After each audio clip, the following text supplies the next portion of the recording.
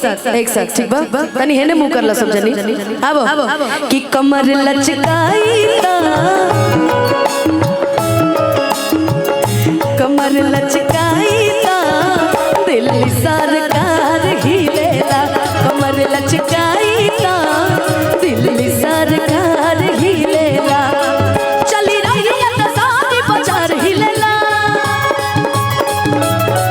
मारी ठुठुरत यूपी बिहार हिलेला चली रही है तो सारी बाजार हिलेला मारी ठुठुरत यूपी बिहार हिलेला।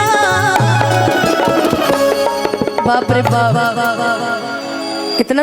गर्मी हो खाता गर्मी में सब जना खड़ा हो कितना एंजॉय करता नहीं कि हमनियों के मजा बताओ हो खड़ा हो है नहीं अब सुमन बहू है नहीं सॉरी अब तनी है नहीं अब सब लाइन से कहाँ गए लियो बस इतने ही लोग थे हम लोग इतने ही लोग थे इतने ही थे ना अच्छा चारों तरफ हमने के ध्यान बढ़ ठीक बा चलो फिर से एक बार तनी ठीक है प्यार मोहब्बत में जो लाठी नहीं खाया वो क्या खाया है ना तो तनी एक बार आओ कमर लचकाई ता कमर लचकाई ता दिल्ली सरकार हिलेला कमर लचकाई ता दिल्ली सरकार हिलेला।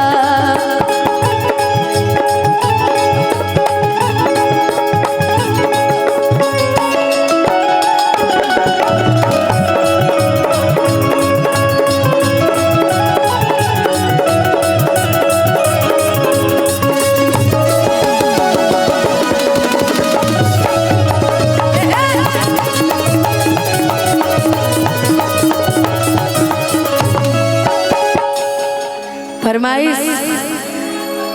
पहले मैं अरे बनो नरा टाइट तो हो जाई ढीला अरे पर खंड होया जिला बबुआ ने सहिला भाई गाना है फरमाइश है अब पक्का सुबह लोग जोड़ देंगे कि अच्छा यादव हो के बबुआन पे गा रही है उफ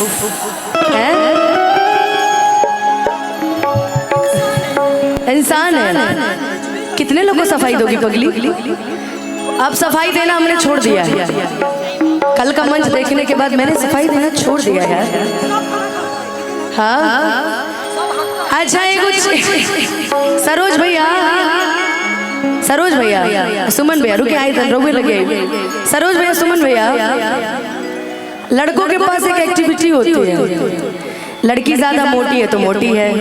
लड़की काली है तो काली है नाटी है तो बड़ी नाटी है छोटी है तो बड़ी छोटी है गोरी है तो बहुत ज्यादा गोरी है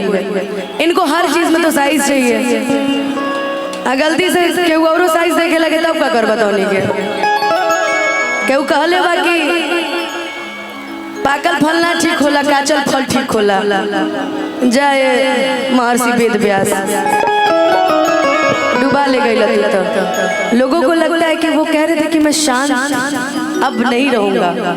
तो तू शांत रहोगे कहाँ कैला चुप्पा आदमी सबसे ज्यादा खतरनाक होता है धरती पर यही से शांत न रहेगा वो बोले जाए चुप्पा आदमी बहुत खतरनाक होता है जी कभी देख लेना किसी को भी है जो शांत रहता है जो दिखावा करता है कि अरे टाइट तो हो जाई ढीला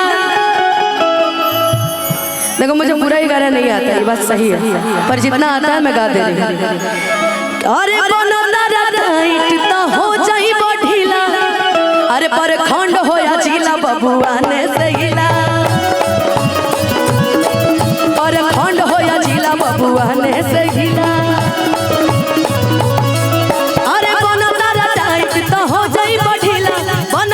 टाइट तो हो जाई ढीला पर खंड होया जिला बबुआ ने सहिला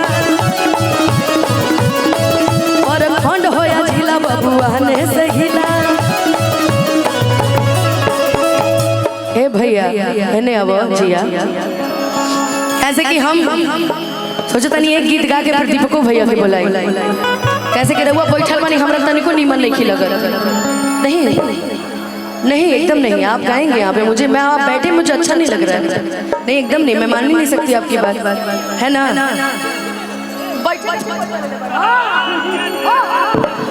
मन बताओ सरोज भैया